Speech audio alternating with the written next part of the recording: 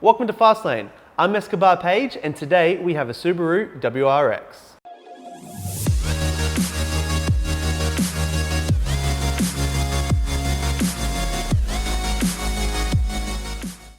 It was the 1990s, a time for Discmans, Game Boys, movie rentals, and frosted tips. It was also a great time for Subaru, introducing the first generation Impreza.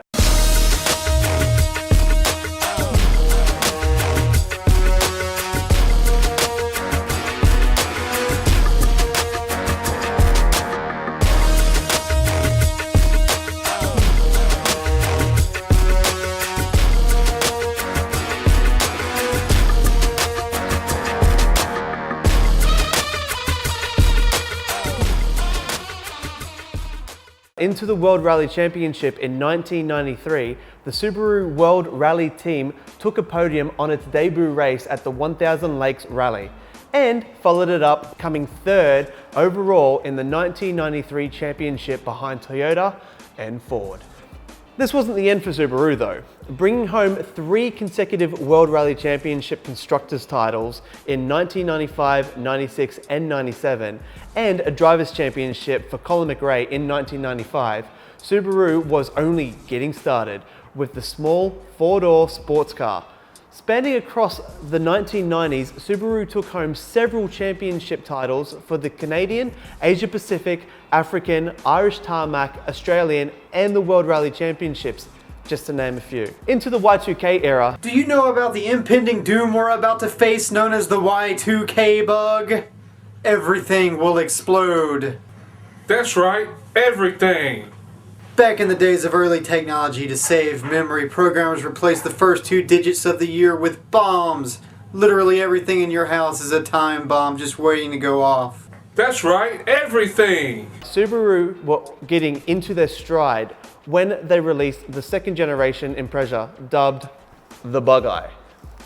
Taking home the Canadian Rally Championship title 6 goddamn years in a row from 2000 to 2005 and securing the title on all but 2 years at the African Rally Championship, only missing out to Mitsubishi in 2003 and 2008.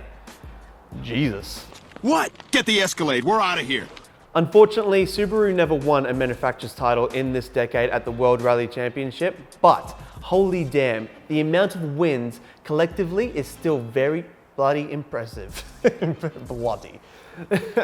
Besides, they did take 2 WRC title wins with their drivers in 2001 and 2003. Back to street-driven Subaru. The second generation WRX, which stands for World Rally Experimental, was released to the public in 2000. Evidently, the last of the first generation WRX was also released in 2000. Illuminati confirmed.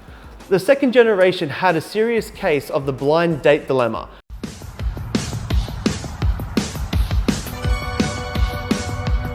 Being 40mm wider, 40mm taller, 60mm longer, and 170 kilos heavier, and has massive eyes disproportionate to the body. Your friend drives the point home that she is just really, really nice. But she's no slouch. With the updated EJ motor pushing 215 horses, with 292 Nm of torque, the Bug-Eye buzzes from 0 to 100 in a not too shabby 6.3 seconds out of the all-wheel drive, 6-speed manual, 2.5 litre turbo engine. So sink a couple of drinks and go on that blind date. Wait, no, don't do that. That's a shitty analogy. Do not drink and drive. I repeat, do not drink and drive.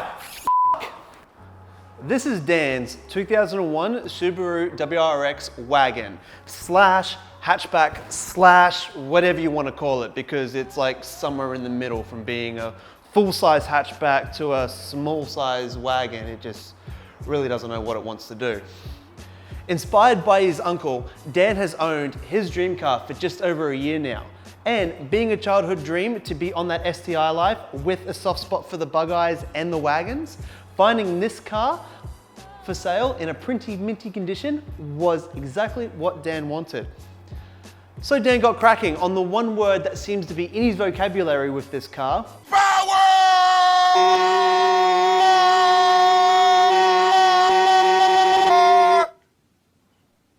That's right. But before we get to the good shit, I have to talk about the other very tasteful mods to this car. Keeping in mind that the Australian police force, while they are very upstanding and we do like them a lot, Sarcasm? You think? they are also very firm, and the rain of defect notices is something you do not want to experience here. Retaining the original Aspen white paint job, this Subaru has the STI sedan front end swap with the Cusco lightweight vented bonnet, STI side skirt extensions, the Carlton fender flare kit, and a rear diffuser. The interior is the JDM version STI imported from Japan, and I doubt it was overnight. There's not really much that we can talk about your interior, is there? The grip section of the car has a set of 18 by 10.5 plus 15 work emotion Kiwamis wrapped in 275 wide Nitto NT01 semi-slicks.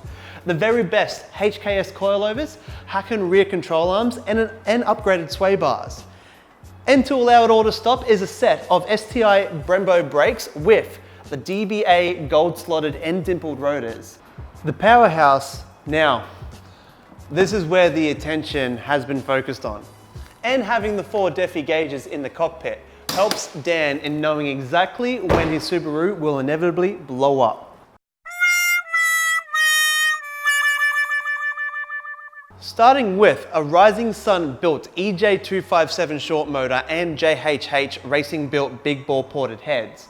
This monster has Nitto pistons and rods, 14mm Posen-born head studs, Kelford 272 cams, Tomei adjustable cam gears, FabLab custom catch can and washer bottle, Cosworth intake manifold and fuel rails, 1700cc injector Roonies, HKS oil cooler, and a Killer Bee baffled sump.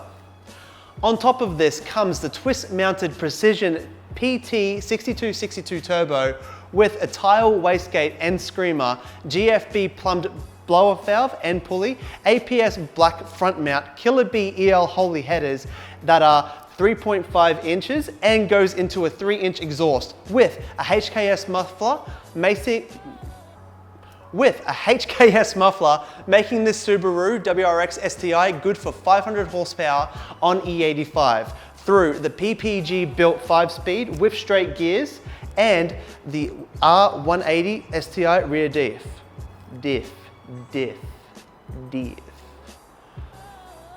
This car is very fun, and I cannot wait for Dan to take me for a ride in it.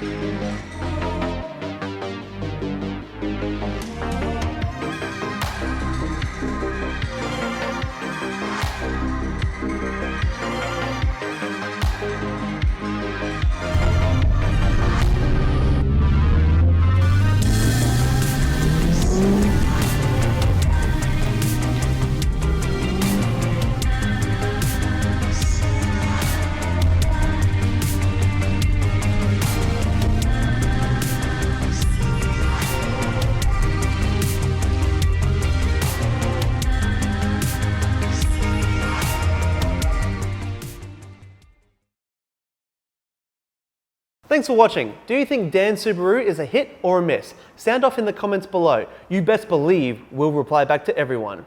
If you like this video, you know what to do. Give us a mighty thumbs up, share this with your friends, and subscribe. Remember to smash that bell icon as well so you can know when we upload a new Buildography every week. Psst, it's on Saturdays. Ciao for now, Lane Fasters.